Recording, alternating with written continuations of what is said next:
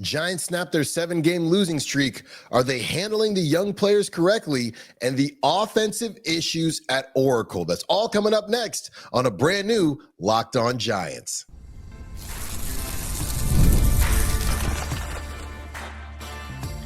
You are Locked On Giants, your daily San Francisco Giants podcast. Part of the Locked On Podcast Network, your team every day. Hello and welcome to Locked On Giants, part of the Locked On Podcast Network, where it's your team every single day. My name is Alan Stiles. On the show, we provide daily episodes Monday through Friday, talking about the San Francisco Giants in a way that combines analytics, passion with the eye test, and a little bit of fun. I'm from the Bay Area. I also host a show in Sacramento, Sacktown Sports 1140. I live out here now, as well as emceeing at Sacramento Rivercats games. And I'm lucky enough to cover a team that I've been a fan of all my life. It's time to break down the Rays series. Are the Giants handling the young players correctly? And the offensive issues at Oracle Park. Today's episode is brought to you by FanDuel. Football season is around the corner. Visit the FanDuel app today and start planning your future bets now. Okay, Rays reaction. All right, the Giants had a lot of fun yesterday. We all enjoyed it. It was awesome. Home runs, two out knocks to win ball games. It was great. The problem is the Giants lost that series. The problem is Friday and Saturday. And once we got to Sunday, things just weren't really the same. Yesterday was fun. The losing streak ending was fun. 7-game losing streak on top of the 7-game home losing streak. The comparisons to 1901, the New York Giants, with both of them going 1-15 at home in a 17-game stretch. New York tied a game back in the day. That's why they had 17 games. It was simply insane. Right? It was simply insane. Unfortunately, the Giants lost ground because of Friday and Saturday. They are 6 games back now, with the Mets winning that Little League Classic. And yeah, you got to get really hot. But they're also playing some really good teams coming up. I sat here a couple days ago and I told y'all the Giants are not done until we see what they do against the Rays. And despite a ridiculous outing from Justin Verlander on Saturday, they dropped the series. Even Friday, when we saw the Giants wake up the bats a little bit, they have just been absolutely allergic to the shutdown inning. As soon as the Giants score, you can bet your bottom dollar that the other team is going to score in the next inning. That's just how it's been for the Giants. Doesn't matter how. Doesn't matter who's up. It could be 7, 8, 9. It doesn't matter. They could throw the pitcher in the batter's box and they'd find a way to score right after the Giants score. And that's what we watched Friday and Saturday. Unfortunately, it's going to affect the Giants moving forward. Time and time again, they took the lead and gave it right back, specifically on a Friday. I know they call football the game of inches, but if you are able to get those 2 games in a nice sweep, we'd be having a much different conversation right now. And the only reason I say that is because they were in position, right? They finally broke out the bats on Friday. If they were just able to hold on, and I understand everybody is trying to get this thing back on the right track, but you're not able to hold on Friday. Heck, you're not even able to get Justin Verlander the win after 7 shutout innings on Saturday. So as nice as Sunday was, it was kind of all for naught, because that was a series that you really needed. You really needed to sweep that series. That would have been very nice, but you really needed to win that series because of what's coming up. But as far as the Giants possibly sweeping and the opportunity that they had, that isn't what happened, and it is realistically over. It's realistically over right now. The other part of this is this was the time to do it. They had a chance with a lot of teams in front of them struggling as well. I just don't anticipate the Mets, the Reds, and the Cardinals continuing to fall off a cliff. It already seems like the Mets have started to turn things around a little bit. I believe they've won 2 straight. So it's not technically over or unrealistically over, but this thing is realistically over. I don't expect any crazy changes to happen to the roster as they head to San Diego now to take on the Giants again in a 4-game set. I think the Giants probably feel like they owe the Padres one after being swept at home, and they want to see if they can build some momentum after that nice win against the Rays. They're down there, like I said, for 4 games. A lot can happen in those 4 games, and I appreciate the team continuing to say the right things. I actually left this series with a couple positives, and the number one positive, watching Willy Adames score on that Dominic Smith single. Willy Adames, I think we're looking at the future leader of this team. What he's kind of done out there when he was with the Rays, then with the Brewers. He has kind of seen all different sides of this thing as far as the league is concerned, and just the fire that he's been playing with, and honestly the audacity to try to score on that ball from first. That is what we've been talking about in terms of who is going to say it ends tonight or it ends today. And that's what Willy Adames did. He said, we're done with this. We're done with this. I could get thrown out, but we got to take some chances here. So that's one positive that I definitely took from the weekend. I have more that I want to get to as well. One more note on the Padres. They did get swept by the Dodgers. And, I know some people go back and forth with how much a team wants to win on a night in, night out basis, but you just got swept by the Dodgers. Now you get to face a team that you just swept. They're going to be highly motivated to get back on track, right? Not that they wouldn't have been motivated regardless, but they're going to be highly motivated to get back on track and power in the direction of the NL West and possibly winning that thing. So back to the positives from the weekend. Verlander turning back the clock. I really feel bad. I really, really feel bad for Justin Verlander. I thought that he showed up in a big way, and he tried to do the thing that we've been talking about. He tried to be the vet that says, all right, guys, put the team on my back. Let's get this thing done. And the Giants just couldn't do anything offensively. Could not do anything offensively. And at that point in time, you look at who Justin Verlander has been for this team, and there have been more downs than ups, but he has shown up at times, and the Giants have not picked him up. And they did not pick him up on Saturday. And there have been times where he has not picked the team up, and he has been rough and hasn't given the team a chance to win, for sure. But it's just been a really tough relationship so far, or partnership, I should say, where they just can't get on the same page. And it's unfortunate. He's one of the greatest to ever do it, but it just has not worked out for Justin Verlander and the Giants. And it's unfortunate, but, I have no clue what happens next with him. But Saturday, he did everything we could ask. And the Giants just weren't able to pick him up. A couple more positives from this weekend. Christian Koss. I've been somebody that didn't necessarily see the vision on Christian Koss. I see it now. Okay, and we're going to talk about him a little bit later, and Drew Gilbert when we talk about the young players, but both of those guys getting on the right track. And Christian Koss, I fully see the vision now.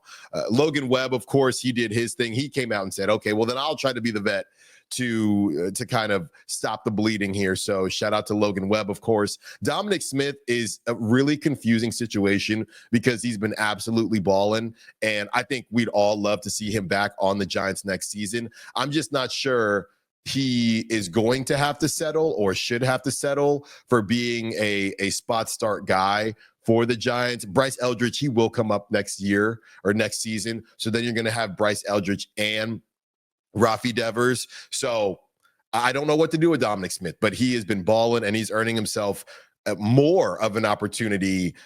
If the Giants make a decision, sure, but definitely somewhere else. Last but not least, how about the Giants deciding to steal bases now? I guess they can steal bases. I guess that's the thing now. Didn't see that one coming. So that's another positive that I saw from the Giants, and obviously, appreciate them trying to be different, trying to change things up, because we are going to talk about the offensive issues at Oracle and how to combat that. And I think stealing bases is obviously one of them. I don't know if it's too little too late. You know what it reminded me of? It reminded me of when you watch a movie, right? And in the movie, there's the protagonist that you find out, not even the main character, but you find out a random person can sing. And all the friends say, Billy, we didn't know you could sing like that. That's the Giants stealing bases. We didn't know you could do that, Giants. You're just deciding to do it with about 35 games left? Okay, well, better late than never. So that's what I took from the Giants stealing bases. We'll see if it continues. Coming up next, do not move. We are going to discuss whether or not the Giants are handling their young talent the right way. Don't go anywhere. More Locked On Giants coming up next. This episode is brought to you by Prize Picks, the daily fantasy platform that lets you turn your football predictions into real rewards. Preseason is already heating up, and college football isn't far behind. Whether you've got your eye on big game quarterbacks or a breakout running back, Prize Picks makes it easy to get in the game. Is Saquon going to have another big year? Personally, I think so. The flex play option is a total game changer. Even when one of your picks misses, you still double your money. Prize Picks puts their members first with all withdrawals that are fast and secure. Download the Prize Picks apps today using code LOCKEDONMLB to get $50 on lineups after you play your first $5 lineup. That's Locked On MLB to get $50 in lineups after your first $5 play. Prize Picks, run your game. I've been meaning to tell y'all about my new favorite jeanswear brand, Doer. I've been living in their stretch canvas utility jacket, and honestly, they've completely changed the game for me. And the timing couldn't be better. Doer is opening a brand new store in Hayes Valley on August 27th, and let me tell you why it's worth making the trip. I've worn my stretch canvas utility jacket to work, running errands, grabbing dinner with friends, even at sporting events, and it never misses. Everybody's like, Alan, where'd you get that jacket? Well, obviously, it's from my boys and from my crew at Doer. Doer combines classic jeanswear style with the comfort and performance of athletic wear without sacrificing that said style. And Doer will be opening a brand new store in Hayes Valley on August 27th. Head over to 567 Hayes Street and mention my code LOCKEDONSF in store for 15% off your first order, or go to shopdoer.com/LockedOnSF. That's DUER for 15% off online. Trust me, once you try them, you'll never want to wear anything else. So now it's time to discuss whether or not the Giants are handling their young players correctly. And I've kind of gone back and forth on this, and literally went back and forth throughout the series against the Rays. I was not initially sure about the hype for Christian Koss specifically, but I understand it now.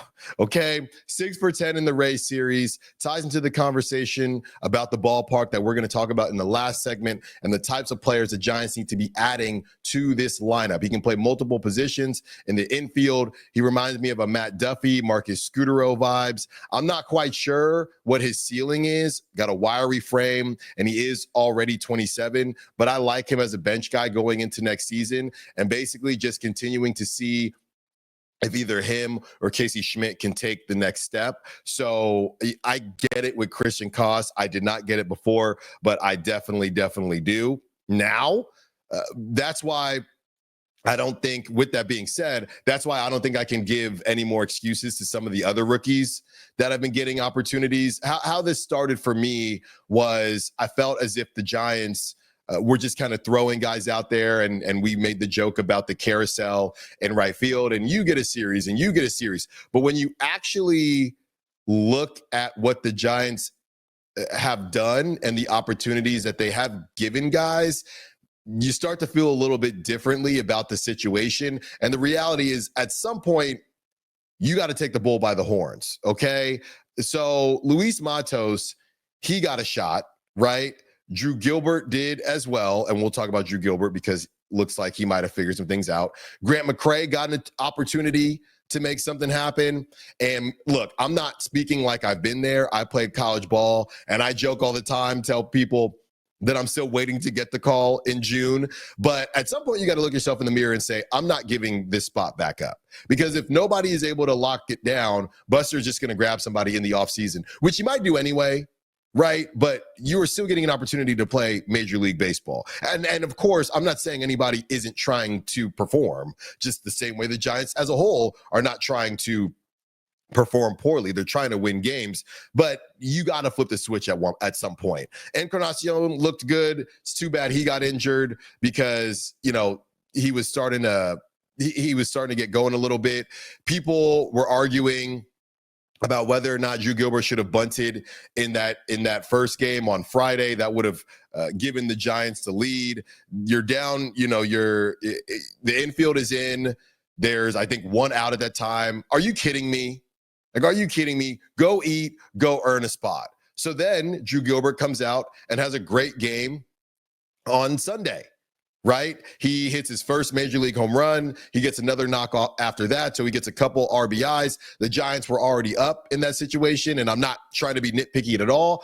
I just hope that we can see more from Drew Gilbert. Y'all know I love Drew Gilbert. You know, I've been following him since Tennessee, and I love the bat flips. I love the fire that he plays with. So I really hope that he starts to figure it out. Going back to the process, and how I wanted to kind of challenge the Giants on their process, the reality is they've given a lot of these right fielders a good look. Grant McCray is in a tough spot because he got a lot of last season, but Jung-Hoo Lee is going to play center field for them. So he gets an opportunity in right field, and it hasn't looked good, right? And I've seen him obviously a ton in Sacramento. He, again, another guy with a wiry frame. He has not been able to put it together. Off the top of my head, and somebody can correct me in the comments, I'm sure you will. I haven't seen Grant McCray necessarily try to lay down a bunt. And the same way we were getting on Jung-Hoo Lee, or at least I'll say I was, about hey, this isn't the KBO anymore. You have to make certain adjustments. Kind of feel the same way about Grant McCray. He's got to take a different approach when he gets up to the bigs. This is not Sacramento. This is not the River Kitties. This is not the River Cats. You have to make certain adjustments and just find a way to get on base, right? Again, we just finished watching Chandler Simpson. Grant McCray, nobody is as fast as Chandler Simpson. And I'm not saying, and I think Grant McCray has more power than Chandler Simpson. But you should be taking a look at what this guy is doing, just being a menace on the base pass, and at least take some of that into your approach, just some of it. So, Grant McCray, he hasn't gotten a ton of opportunities, but he's gotten opportunities. At first, another name that, and not to get on Grant McCray, because I also really like Grant McCray and think that he has an opportunity to be something in this league. Luis Matos, this was somebody that I argued with people about as far as his opportunities, right? Some people have said, Alan, Luis Matos is done. We don't need to watch Luis Matos anymore. We've been through this whole process where he plays well, and then after he plays well in AAA, he gets pulled up. Then after he gets pulled up, he just doesn't really do much after that. I said, okay, well, you can still give him an opportunity. I don't think it's crazy to continue to give him shots. So I went and looked back at how many opportunities Luis Matos has actually gotten. And it's more than you think, okay? Luis Matos has gotten about 10 or 11 series, or I'd call them sets of consistent at-bats. So after double checking how much time he's gotten and how many opportunities he's gotten, I do understand why some fans are over it. The only thing I will say is that I believe it should all reset each season, which is why I'm at where I'm at with Marco Luciano, right? Just because Marco Luciano struggled last season when he got pulled up, I don't think that should have a lot of a bearing on this season. And if it does, then why are we still doing this game? Right? Why is he still even taking at bats in AAA if you're not going to give him another opportunity? Because a year ago, he did not, within the last couple years, he has not put it together. So I think it should reset each year. But if you've had that year and you've had that opportunity in that year and it hasn't worked out, then I don't disagree with where some people are coming from. I don't necessarily disagree with the idea that, hey, Luis Matos, you're kind of set for the season. We've seen you enough, and you don't have it, right? There are about 35 games left. I don't know that Luis Matos should get any of those games. I understand where people are coming in that situation. But if you have not got an opportunity this season, I don't really care that you struggled in the past. What have you done for me lately? What have you been doing in AAA? What have you been working on? Let's see if it can translate. So I understand where people are coming from on Luis Matos. Drew Gilbert, like I said, a guy who he's gotten he got about 3 series, okay, and it didn't look great. People wanted him, fans are going to be fans. People wanted him to come back down. Well, what you want him to come back down for? Right? I mean, you cannot just you got to give these guys consistent at-bats, right? So he gets 3 series, and in that 3rd series, took him to the last game, and in some of them, he's not playing every game. Took him to the last game, gets his home run, gets his fastball. I think it was pretty funny how everybody said he finally got his fastball because in Major League Baseball, you're going to have to hit everything. But young in the game, first couple opportunities in the big leagues, and he did get it.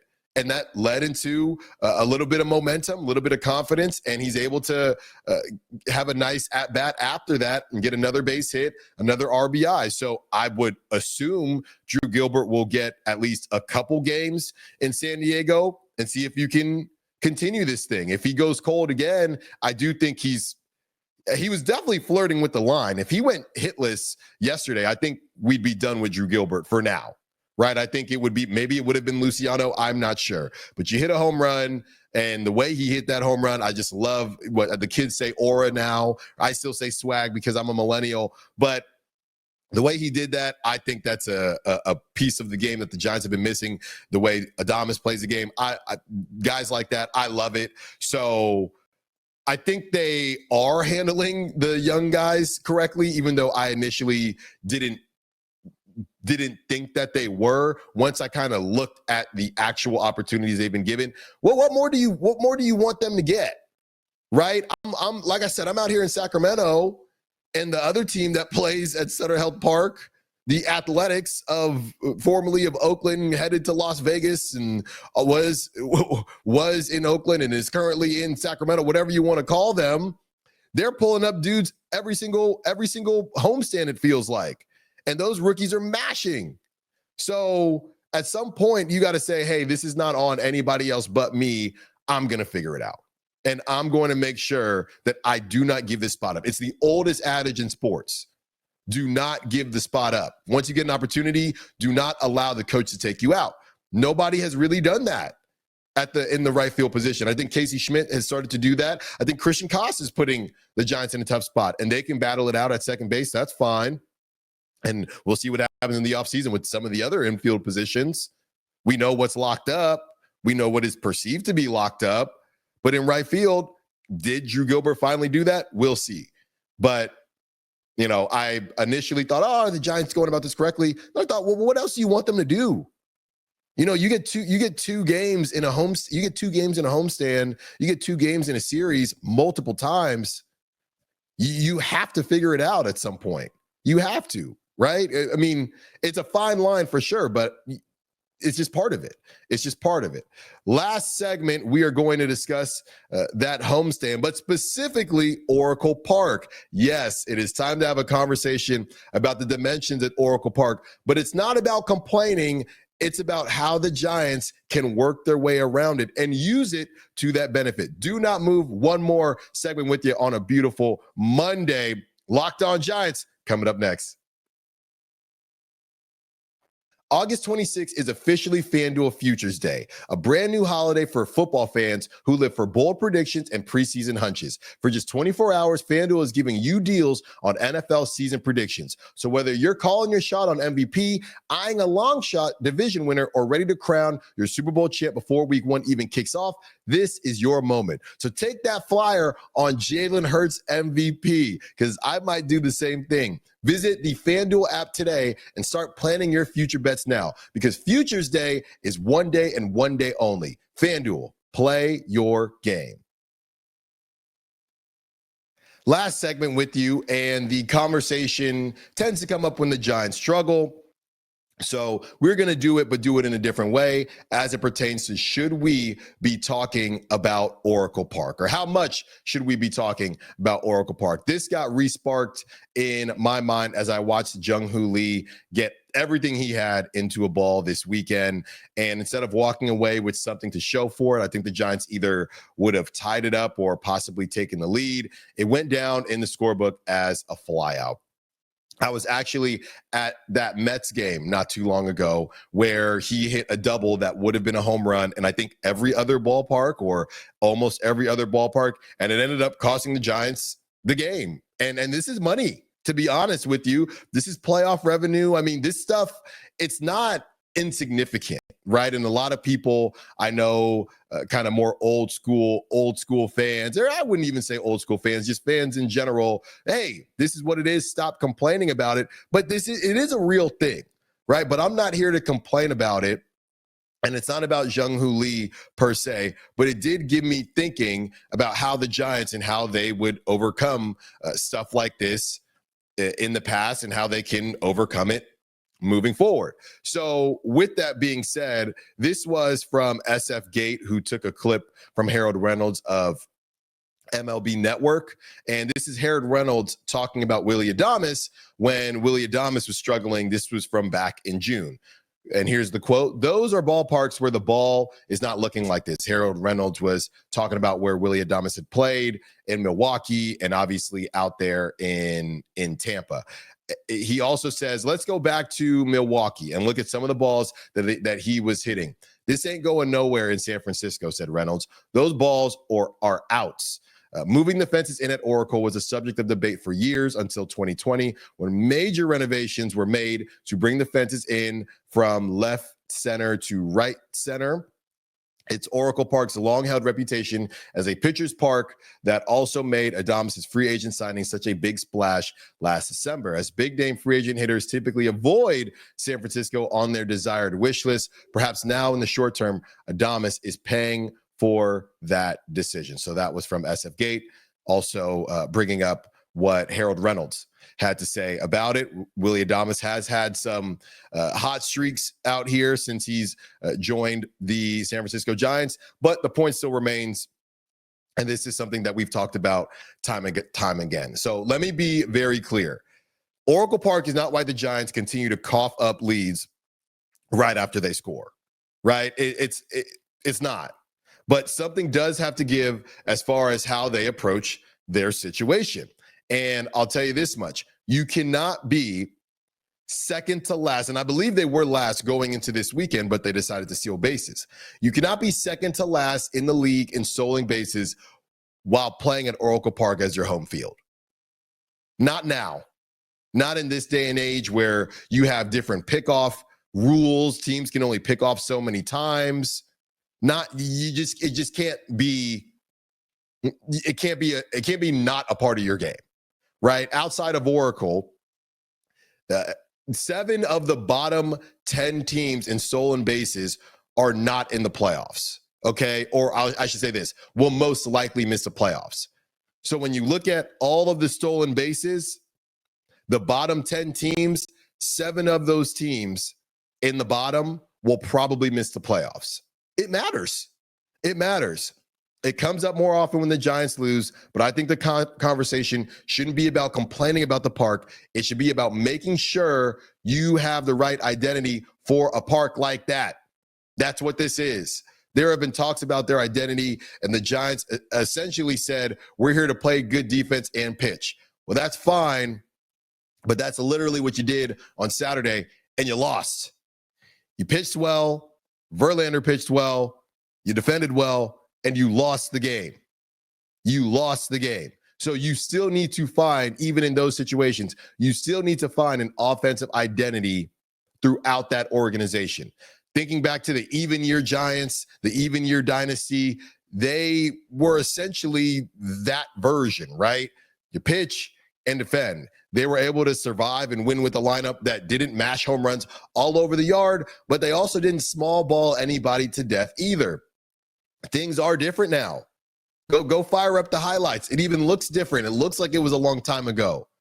Okay? Every relief pitcher is throwing high 90s or 100 miles per hour, which does make me feel like a specific brand of baseball is probably needed. But realistically and analytically, you're not going to have 5-6 Chandler Simpsons in your lineup, right? You're not going to have 5 or 6 table setters in the lineup.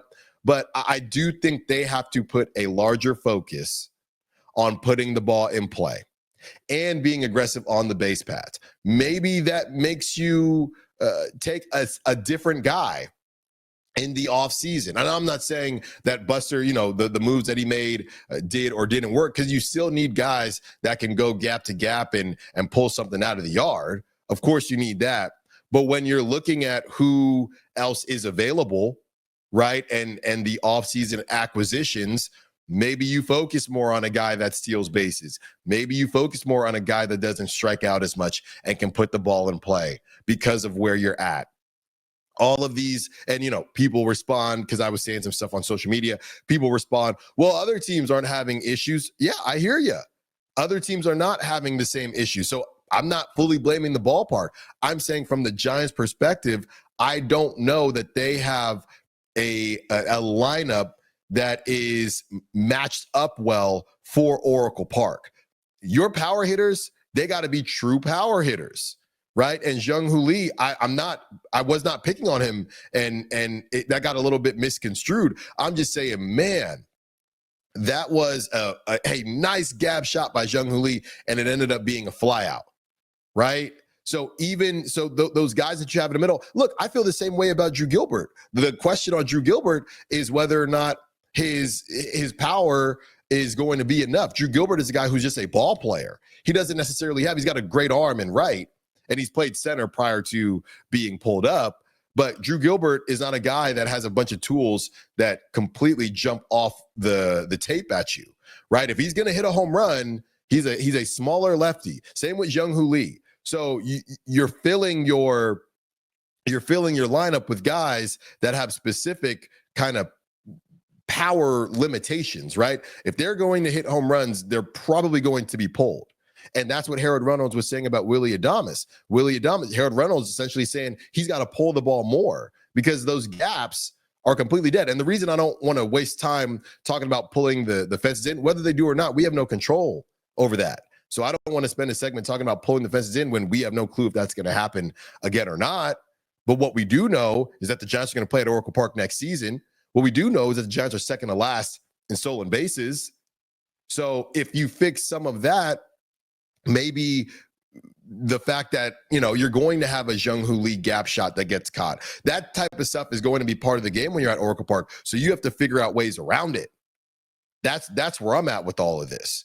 So as we head into the offseason, you want to figure out your identity. And I'm not saying I'm going to go real niche here, but I'm not saying to go, early 2000s Fresno State, right? Or Long Beach State college baseball where everybody is bunting. That's not realistic either. Fielders are just too good. Defenders are just too good. And there's just not enough, like I said, there's not enough speed out there to create a lineup like that. But if you're going to have a Jung-Hoo Lee type in the lineup or a Drew Gilbert type in the lineup, they have to steal bases. They have to. You have to find ways to put pressure on the defense. So, it's something that comes up whenever the Giants struggle. Obviously, other teams haven't struggled the same way, but their lineups are just built different. And I'm not saying they have more power, but if they don't have more power, they might have more speed. And if they don't have more speed, they might have a little bit more power. The Giants kind of have a tweener lineup right now. So, you look at Rafi Devers, he's the guy, and there were articles about him too. And he's gone the other way. He's starting to figure it out now, but he's really, I think, the most traditional pure power guy that the Giants have. A lot of the rest of the lineup is gap to gap guys, and these fielders these days, they can play you perfectly. So you have to build your identity, and there's no way that you can continue being a bottom two team in stolen bases and hope to win baseball games at Oracle Park. It's got to be part of your identity. That's just what it is. Thank you for listening to Locked On Giants. Be sure to follow me on social media at @_Styles Files, Styles with an I. Also, follow us on X, okay? Locked On Giants. We have our own X Twitter account. Be sure to follow that. And thank you for making Locked On your first listen every day. For your second listen, find All Night Locked On MLB Game Night. Every game, every night until a World Series champion is crowned. Get local analysis on a national scale. Find MLB Game Night on Locked On MLB on YouTube or wherever you listen to podcast. And be sure to just continue getting the word out. My name is Alan Stiles. Like I said, the new host of Locked On Giants. The Giants won a game with me as a host. So that's something to celebrate. Get the word out. Tell your friends. Let's continue to build this community. And we will talk to you again tomorrow as we are on Monday through Friday every single day. We will talk to you then. Peace.